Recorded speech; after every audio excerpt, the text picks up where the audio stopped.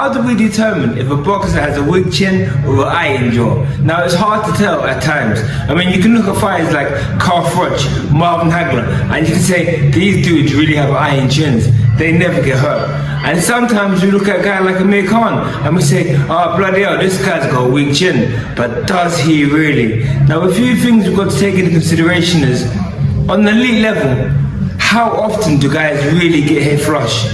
I mean, we've seen Floyd Mayweather rocked only a couple of times, less than a handful in his career. But how many times have you seen Floyd Mayweather really get hit hard? Less than a handful of times.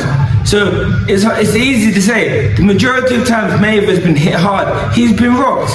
When you look at Tyson Fury, he's rarely ever hit, but a high percentage of the time he's hit, he's been knocked down. So when you're really talking about your punch resistance at elite level, is it that guys know how's better, or is that they have abnormal chins? Now, I'm going to say this now. There's guys like Hagler that do have abnormally iron chins, or Carl Froch. Their chins are really hard. But you can't just say a fighter has a weak chin just because they get knocked down. You've got to look into why they get knocked down. Is it because of their know-how? Do they lack the know-how? Do they lack intelligence? Now, we look at Amir Khan. I'm going to look at Amir Khan because today that's the biggest example of someone that has a weak chin. I wouldn't say Amir Khan has a weak chin, but I would say Amir Khan has poor boxing know-how. His recovery is A star. He's very fit, he recovers.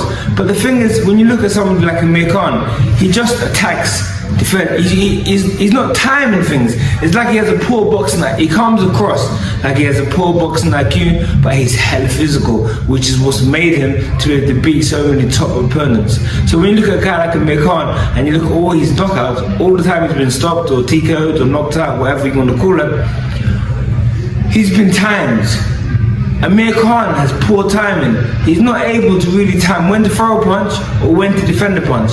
His amazing speed helps him in attacking, but his lack of timing doesn't help him in defending and evading punches, and that's how he gets knocked down a lot of the time. Secondly, he's know-how how to survive. He doesn't hold on, instead he sees red. People say he has too much heart, but I say he has not enough know-how, because there's a time and place to use your heart, and a time and place to use your heart isn't when you're about to get knocked out. I'll tell you that now, it's not.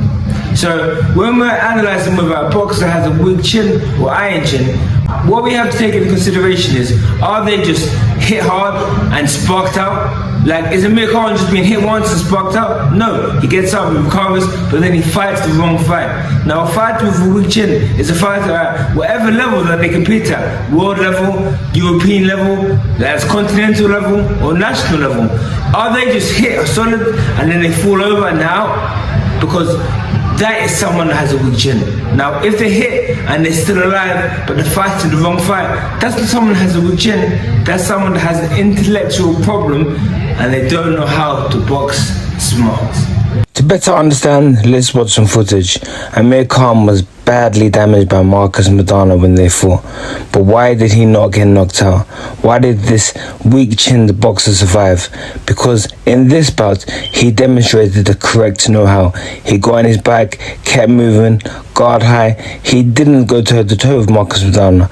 And what did he do? He ended up surviving. If Amir Khan did have a weak chin, he would have definitely been stopped by Marcus Maidana. So just because the fighter has been stopped or hasn't been stopped doesn't really determine whether they do or don't have an iron chin. Let's look at Floyd Mayweather. He was rocked by Marcus Maidana at the end of this round. Although he was saved by the bell, Floyd Mayweather has been momentarily stunned a few times in his career, but has never been stopped because he always demonstrates the correct know-how. I'm not saying that Floyd Mayweather doesn't have a good chin, but what I'm saying is that the majority of boxers, if they hit flush, they will be hurt, and Floyd Mayweather is no exception of the rule. At elite level, not being hit is the aim, not trying to weather the storm, not trying to be damaged.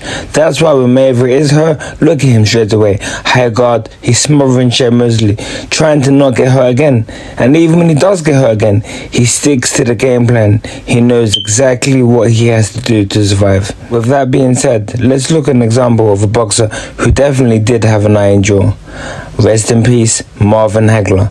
Here he goes toe to toe with A rare occasion you can see whether a boxer has a solid chin or not is when they box punches and the game plan doesn't change. They box just how they usually would. And sometimes even if they are hit flush, they're not easily hurt. Both Maccabi and Thomas Hearns, for knockout punches, hit Marvin Hagler with everything they had. His game plan didn't change. You didn't even visibly see him flinch. And this is what it means to have an iron chin.